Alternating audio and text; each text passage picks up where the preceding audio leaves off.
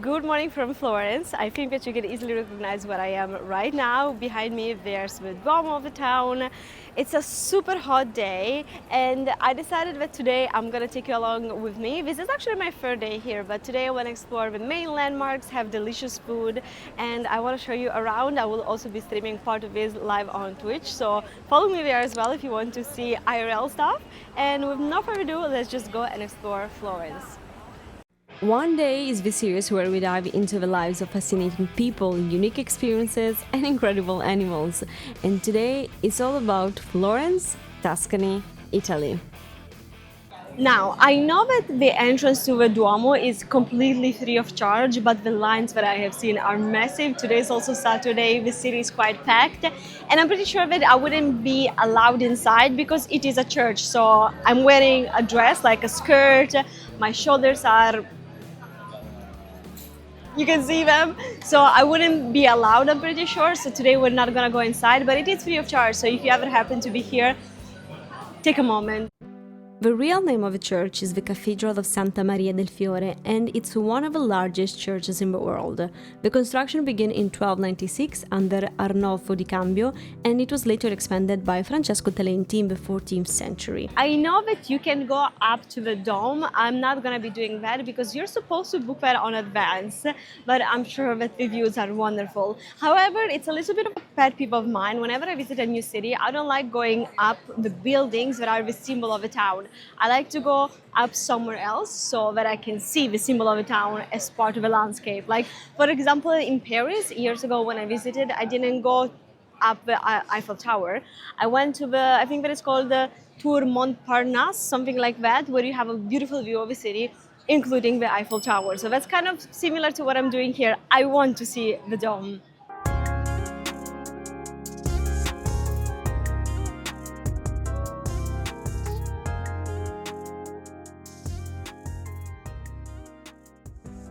So this is the entrance to the Ponte Vecchio, and I was immediately shocked to see how many jewels are sold here. And it's not just cheap jewelry, you actually find diamonds and these very big brands, like I'm pretty sure that I have seen Rolex and all of that. I decided to wake up early to avoid the crowds. It's 10 a.m. right now. The city is still pretty full, but some of the stores are still closed. How crazy is that? So this is the view of the Arno River from the Ponte Vecchio.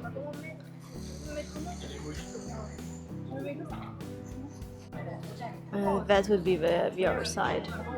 Let's get closer to the view. Ah, the sun is strong. So I read that the Ponte Vecchio is called like this, the old bridge, for one specific reason. Florence, like many Italian cities, was attacked and bombed during the Second World War, but the Ponte Vecchio is the only one that just remained intact. That's why it's the oldest bridge in the city, which makes sense. I also read that historically the Ponte Vecchio actually had a lot of stores that were selling meat. There were a lot of butchers, but the Medici family, who ruled the city, decided that they didn't like the smell, so they pretty much changed every single business on the bridge for that reason. Wow, guys, can I just say, wow, that is the Ponte Vecchio from the other angle. Gorgeous.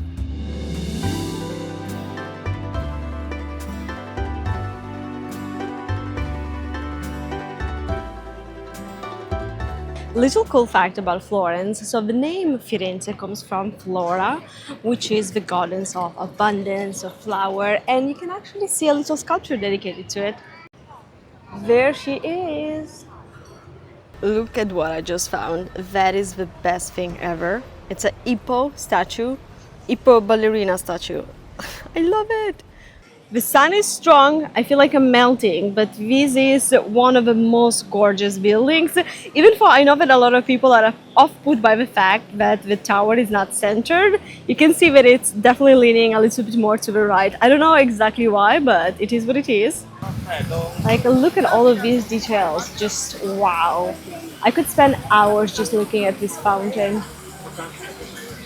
So you might be wondering how come Florence is as spectacular as it is now. And we have to go back a little bit in history and look for some historical facts. So during the Middle Ages, the whole territory of Italy, which was it was not a united country, it was made of different states, So back then, we were very focused on religion. It was God above everything else. Then came the Renaissance, which officially started here in Florence, also because of the Medici family, the rulers of the town. The Medici did something incredible because from at this point, the switch changed. It wasn't anymore all focused on religion. It was let's focus a little bit more on us as human beings. And that's when the Medici family invited a lot of incredible artists to town and commissioned art pieces, most of which are visible even nowadays, that decorated and adorned the town as we see it now.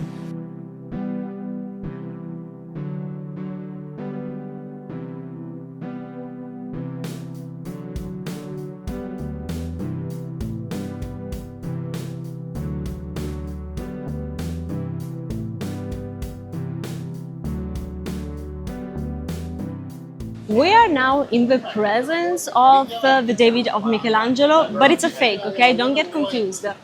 This is only a fake one. The original one is inside Accademia delle Belle Arti, if I'm not wrong. And it's looking massive even if it's a fake. From here, we can really understand the craft of Michelangelo. Again, it's fake, it's not the original one, so I'm sure that it's gonna look somewhat different. But the beauty of Michelangelo and what he did is that he was among the first artists to use the marble for his sculptures, okay? So anytime that you're looking at a masterpiece from Michelangelo, remember that it started as a piece of marble that he then crafted into a sculpture. And the beauty of his art is the attention to detail. You will see veins, you will see that the skin is smooth. It's so accurate, especially for the times being. That's why Michelangelo became as famous as he is now, and he is so highly appreciated even in 2025. So when I arrived here, I immediately noticed this statue that of course is very different from everything else that we see here, and I was very curious and I read this actually was installed in 2025, so this year, and it's made by Thomas J. Prince, and it's supposed to be a little controversial, as in it's supposed to be here right next to all of these statues of the Middle Ages to represent something modern, to represent nowadays with a cell phone, and it's entirely made of bronze. What do you guys think about this one? Because it's highly controversial. Among all the artists and the famous people that are connected to the name of the town, there are a couple that I really want you guys to know. I'm sure that you will be familiar with some of these names, but maybe you didn't know that they were so connected to the town of Florence. Behind me, for example, we have Giotto. You might recognize him. He was one of the greatest artists, one of the greatest names in art in Italy. Of course, then we have Leonardo da Vinci, which he wasn't technically from Florence, he was from Vinci, a small town about 1 hour away from here, but he did do a lot of work here in Florence, so that's why he's so important for the town. Dante Alighieri, which is arguably probably the most important Italian poet. Boccaccio, Niccolò Machiavelli. Then, of course, we have Donatello. Amerigo Vespucci, which, in case you didn't know, did name the American continent. And Galileo Galilei, one of the most important names of the last couple of decades, not just for Italy, but probably for the whole world. I swear I'm melting, it's so hot today, it's gonna get even hotter, but I'm really committed to showing you around. So when we are in Florence, we have to talk about the leather. The Italian craftsmanship is technically from Tuscany. Florence is the city that you're gonna visit if you want to buy something nice made of leather. And let me tell you, you find leather stuff anywhere you go. I haven't bought anything and I'm not really planning on buying anything, but if I find a nice bag, I will think about it. Of course, every single time that we talk about leather, it can be a little hard to figure out which brands are actually authentic and local and which ones are kind of faking it, or like maybe have products manufactured somewhere else and then they pretend that it's here. I know for sure, Paul, that there are a couple of brands that are very good, and one is right behind my back. I watched a bunch of the YouTube videos and TikToks about like the brands that are good, and apparently this is one of them. I might go inside and see if I can find a little bag. Let's go.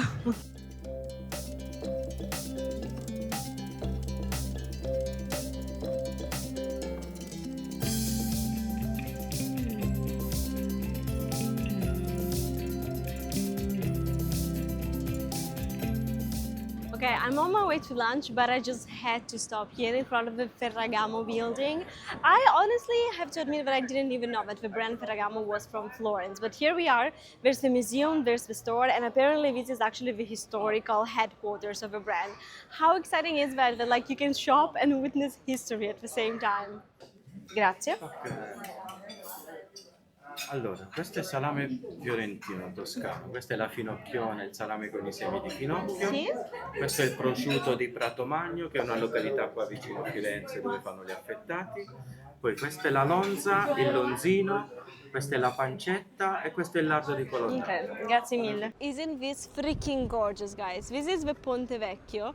Golden hour is starting, okay? This is like one of the main monuments of the town. I can put it in wide angle too. How freaking gorgeous is this?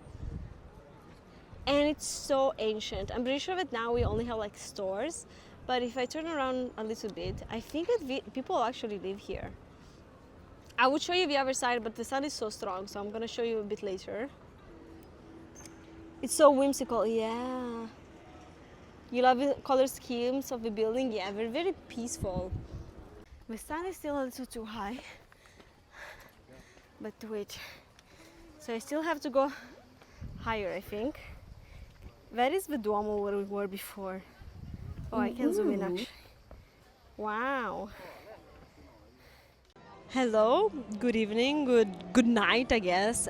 It's been a very long day, but very satisfying. I had such a wonderful day in Florence. Guys, if I can give you one advice, if you're trying to decide what Italian cities to visit, especially if you're visiting the country for the first time, include Florence in your list. It might be overhyped, it might be busy with tourists, but it's worth it. I'm so deeply in love with this. Now I'm just here again in front of the Duomo. There's someone playing Hallelujah on guitar, and that's the perfect conclusion to my day. Thank you so much for watching the video. I'm gonna see you soon, and bye!